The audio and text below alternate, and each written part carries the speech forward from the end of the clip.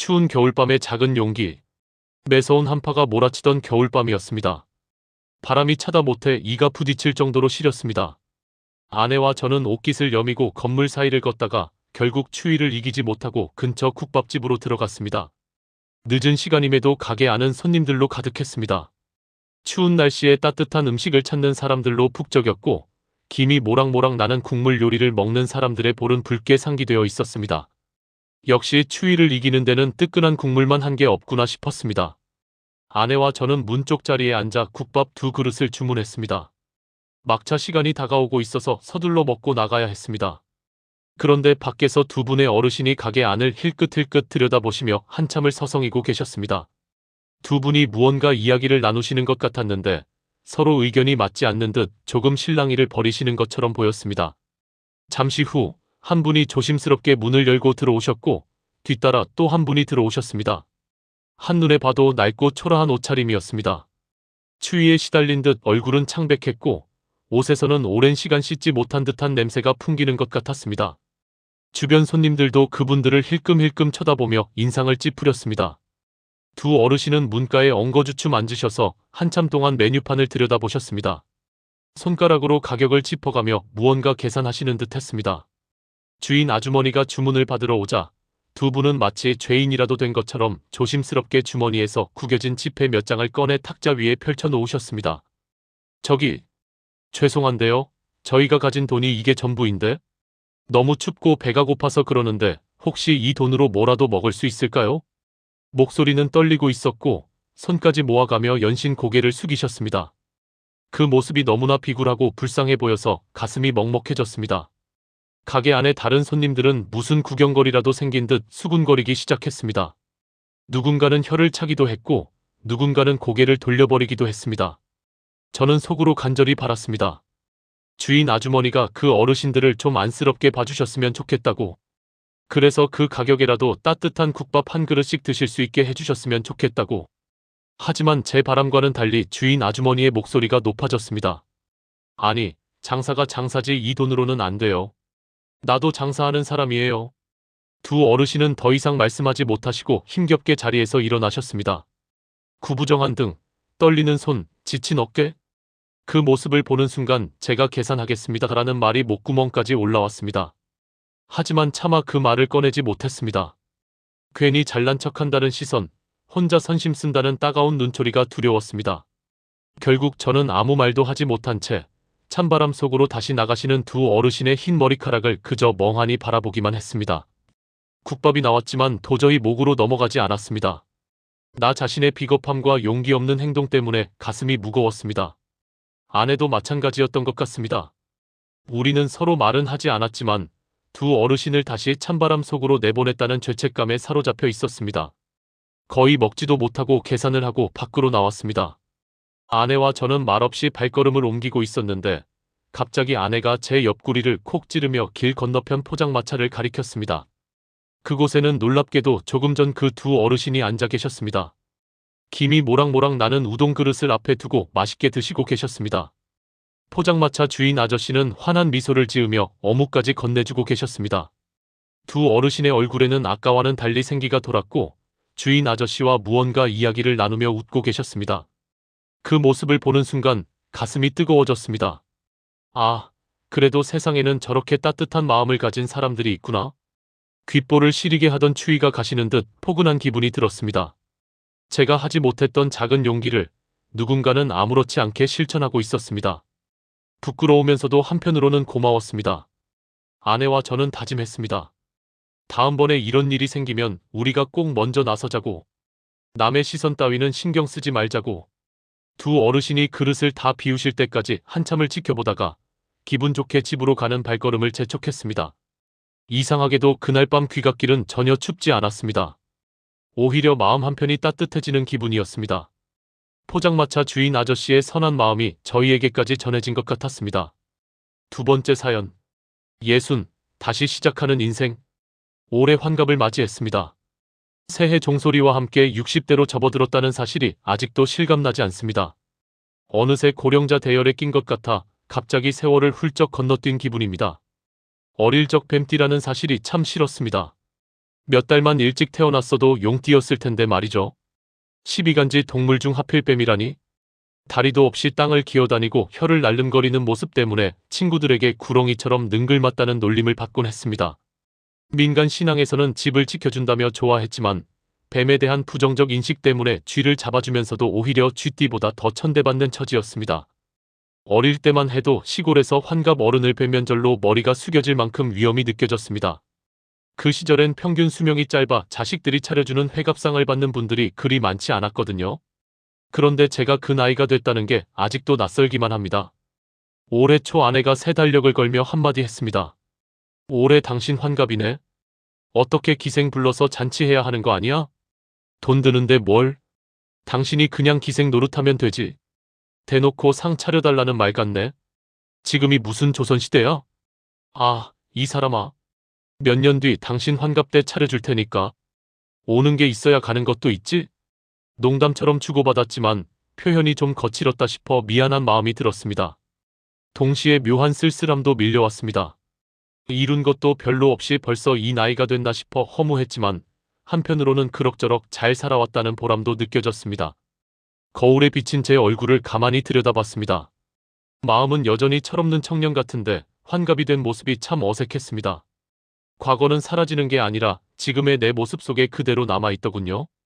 전쟁통에 태어난 우리 세대 상당수는 극심한 가난 속에서 자랐습니다. 원하는 만큼 교육받지 못한 채 청소년기부터 대도시로 올라와 일해야 했던 전형적인 산업 역군 세대입니다. 급격한 산업화 속도를 따라잡느라 허둥댔고 컴퓨터를 비롯한 전자기기를 다루지 못해 점점 문명의 이방인이 되어갔습니다. 이제 인생의 반환점을 돌아 동년배들이 생업 현장에서 물러나는 시기입니다. 인생의 성공에 노후를 잘 준비한 사람과 저처럼 그렇지 못한 사람으로 나뉘어 각자의 미래를 꾸려가야 하는 상황입니다. 잘난 사람은 잘난 만큼 부족한 사람은 나름대로 세상을 겪어왔으니 그동안의 성적표를 받은 셈이죠. 쉽지 않은 여건 속에서 잘 버텨왔고 큰 탈 없이 현역에서 물러날 수 있으니 다행입니다. 일터와 가장의 자리를 무난히 지켜왔다는 뿌듯함도 있지만 왠지 모를 착잡함도 밀려옵니다. 평생 수고했으니 이제 쉬라는 은퇴 격려가 옛말이 된 요즘 정년퇴직은 새로운 실업의 시작일 수도 있습니다. 회사 규정에 따라 용도 폐기 판정을 받아 밖으로 밀려났지만 아직 쓸만하다고 자부하는 능력을 발휘할 곳을 찾아 다시 재충전해야 한다는 생각이 절실합니다. 어느덧 노후라는 단어가 먼 미래가 아닌 가까운 현실로 다가왔습니다. 새해에는 지난 60년을 접어두고 다시 한 살부터 시작하는 마음으로 인생 후반전을 열어가려 합니다. 한 바퀴 돌아 또 다른 60년을 기약할 순 없지만 100세 시대에 대비해야겠죠. 오래전부터 밤마다 괴롭히던 무릎 관절염부터 치료하고 체력 관리와 운동에 신경 쓸 생각입니다. 그동안 생업을 핑계 삼아 건강을 등한시한 게 사실이니까요. 비록 제가 닦아온 길이 보잘것없을지라도 우리 가정 맨 앞에 선 제 그림자가 아직은 초라해 보이지 않았으면 좋겠습니다. 60, 새로운 시작입니다. 세 번째 사연. 아버지의 훈장. 제 아버지는 올해 68이십니다. 오른팔이 없는 장애인이시죠? 약 20년 전 직장에서 기계 사고로 팔을 잃으셨습니다. 어깨 바로 아래까지 절단해야 하는 큰 수술이었습니다. 그때 우리 가족이 받은 충격은 말로 표현할 수 없었습니다. 뉴스에서나 보던 일이 우리 가족에게, 바로 제 아버지에게 일어났다는 사실이 믿기지 않았습니다.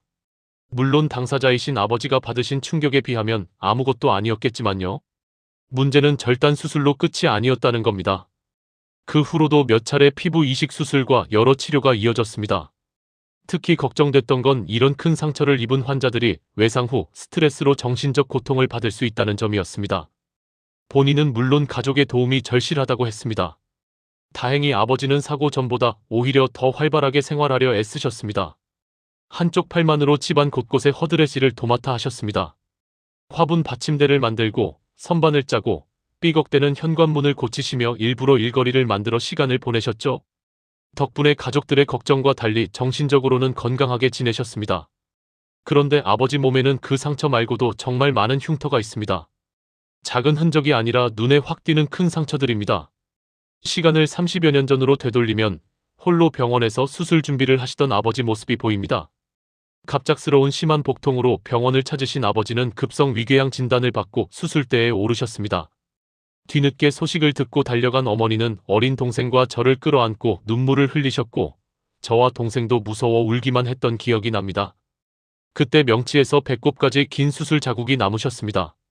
그곳에서 조금 아래로 내려가면 넓은 화상 흔적이 또 하나 있습니다. 팔을 잃으셨던 바로 그 회사에서 감전사고를 당하셨을 때 생긴 상처입니다. 당시 들고 계시던 쇠막대가 바닥에 닿아 있어서 전류가 몸을 통과해 땅으로 빠져나갔고 덕분에 배에만 상처를 남기고 살아나셨다고 합니다. 그게 다가 아닙니다. 작년에는 지금껏 낫으로 하시던 벌초를 예초기로 하시겠다며 기계를 사오셨습니다. 가족들이 말렸지만 소용없었습니다. 결국 예초기 날에 종아리를 크게 베어 응급수술을 받으셨죠. 동생이 예초기를 돌리는 주변에 나뭇가지를 주우러 들어가시다 당한 사고였습니다. 안전하다고 장담하시며 사오신 그 예초기는 고작 10여 분 쓰이고 이웃에게 넘어가고 말았습니다. 그리고 몇 달 전 일입니다. 새벽에 심한 복통으로 응급실을 찾으셨고 급성 담낭염 진단을 받아 또다시 수술을 받으셨습니다. 쓸개에 염증이 생겨 제거해야 하는 수술이었다고 합니다. 그렇게 아버지는 왼쪽 가슴에 또 하나의 흔적을 새기게 되셨습니다. 얼마 전 아버지와 오랜만에 목욕탕에 갔습니다. 그곳에서 아버지 몸의 모든 상처가 제 눈에 고스란히 들어왔습니다. 순간 가슴이 먹먹해져서 아버지를 마주할 수가 없었습니다. 생각해보니 한쪽밖에 없는 아버지 팔조차 제대로 잡아드린 적이 없는 것 같아 더 울컥했습니다. 이렇게 많은 상처를 안고도 힘든 내색 한 번 없이 가족을 위해 묵묵히 살아오신 아버지. 그런 아버지께 저는 너무 무심하지 않았나, 작은 일에도 힘들다며 짜증내고 위로받으려 하지 않았나 돌아보게 됩니다. 아버지 앞에서 저는 아직도 너무 작은 사람입니다. 아버지, 이제는 예쁜 손녀 재롱도 보시며 웃으시고 언제나 건강하시길 바랍니다. 다시는 상처 입지 마세요. 존경하고 사랑합니다, 아버지. 네 번째 사연. 35솔로 자취남의 생존기. 솔로 대첩이라는 행사 아시나요? 솔로들끼리 모이는 날이라는데 가보고 싶기도 하고 드라마처럼 극적인 만남이 있을 것 같은 기대도 들었지만 여자보다 비둘기가 더 많을 것 같아 결국 참석하지 않은 저는 서울에서 13년째 자취 중인 솔로남입니다. 경상도에서 올라와 외롭고 또 외롭고 처절하게 외롭게 살면서 어느덧 30대 중반을 향해 가고 있습니다. 옆구리 시린 것보다 더 가슴 아픈 건 오랜 자취 생활로 남은 것은 뱃살이요, 흐르는 것은 얼굴 탄력이라는 현실입니다. 그래도 나름 노하우는 쌓였습니다. 계란으로 아침을 해결하는 수십 가지 방법을 터득했고 자취남 특유의 꿉꿉한 냄새를 없애는 살림 기술도 익혔습니다. 먼저 제 일품 요리, 계란 이야기입니다. 저는 계란을 반드시 유정란으로 삽니다. 조금 비싸도 비린내가 덜하고 뭔가 건강식을 먹는다는 위안이 되거든요. 달궈진 팬에 계란을 깨뜨려 다진 양파, 소금, 햄을 넣고 말면 계란말이 완성. 가끔 고춧가루나 청양고추를 넣으면 화끈한 해장 요리가 됩니다. 계란 위에 김을 깔고 밥과 김치를 넣어 말면 볶음밥이 되고 라면에 넣으면 영양 만점 라면이 됩니다. 라면도 질리지 않게 여러 종류를 구비해둡니다. 편식을 피하고 다양한 맛을 즐기기 위해서죠. 그래도 가끔 다른 집에서 나는 된장찌개 냄새에 엄마가 그리워지곤 합니다. 다음은 냄새 관리법입니다. 음식물 쓰레기는 비닐에 넣어 바로 냉동실에 얼립니다. 아무리 오래 둬도 냄새가 안 나죠. 단, 투명한 비닐에 넣어야 합니다. 검은 봉지에 넣으면 나중에 음식인 줄 알고 해동할 수도 있으니까요. 자취생 특유의 냄새를 없애는 방법도 있습니다. 향수는 금물입니다. 오히려 더 이상한 냄새가 나거든요. 대신 옷 선택이 중요합니다. 흰색 옷은 피하고 비싼 세탁소에 맡겨야 하는 옷도 피합니다. 합성 섬유로 된 옷 위주로 세탁기에 마구 돌려도 되는 것들만 삽니다. 속옷도 삶지 않아도 되는 것으로 바지는 다림질 필요 없는 주름 방지 제품으로 구매합니다. 같은 색을 여러 벌 사두는 것도 팁입니다. 이래서 결혼해야 합니다. 솔로는 멋을 포기해야 할 때가 많거든요. 저는 혼자 노는 방법을 군대에서 배웠습니다. 포병으로 복무하다 허리 부상을 입어 수술을 받고 오래 누워 지냈는데 그때 종이와 링거줄로 작품을 만드는 재미에 푹 빠졌습니다. 저도 제가 이렇게 섬세한 사람인 줄 몰랐습니다. 병원에서 버려지는 종이와 링거줄로 장미를 만들다가 면회 온 누나에게 부탁해 색종이를 구했고 멋진 종이 장미를 완성했습니다. 물론 줄 사람이 없어서 간호장교님께 드렸지만요. 제대 후 열심히 살았지만 자취 생활이 길어지고 외로워지자 다시 시작한 게 종이접기입니다. 종이 장미를 접어 투명 비닐에 넣으면 오래 보관되고 재활용도 가능합니다. 종이학도 접고 작은 유닛을 접어 쌍둥이 학도 만들어 병에 담아둡니다. 마치 짝이 있는 것처럼 보이게요. 누나가 십자수를 하면 밤이 안 길다고 해서 시작하려다 말았습니다. 그럴 시간에 함께 살 사람이나 만나라는 조언 때문이었죠. 그래도 종이를 하나하나 접어 완성해가며 작품 세계에 빠지면 수양도 되고 집중력도 길러집니다.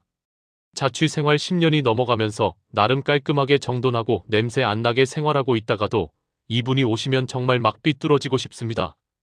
바로 엄마죠. 혼자 외롭게 살다 사람이 그립다가도 엄마가 오시면 좋다가도 불편해집니다. 지방에서 올라오실 때마다 보따리 가득 음식을 싸오시는데 제가 좋아한다고 하시지만 알고 보면 엄마가 좋아하는 음식들입니다. 신선한 재료라며 채소도 가져오시는데 결국 대부분 버리게 됩니다. 그 반찬들은 냉장고에서 서서히 건조되어 다음에 엄마 오실 때까지 그대로 박제됩니다. 게다가 깨끗한데도 청소하신다며 늦잠도 못 자게 하시고 온 집을 다 뒤집어 놓고 가십니다. 또 하나는 엄마의 잔소리. 늦게 장가갔다는 친구 아들 이야기, 성당에 괜찮다는 아가씨 이야기, 옛날에 놓친 여자 이야기에서 그치지 않고 막내 동생에게 사람 소개도 안 해주는 누나들과 형, 형수 욕까지 하시다가 제 속을 뒤집어 놓고 가십니다. 아, 이렇게 또 새해가 왔습니다. 가여운 솔로요. 늙어가는 자취생입니다.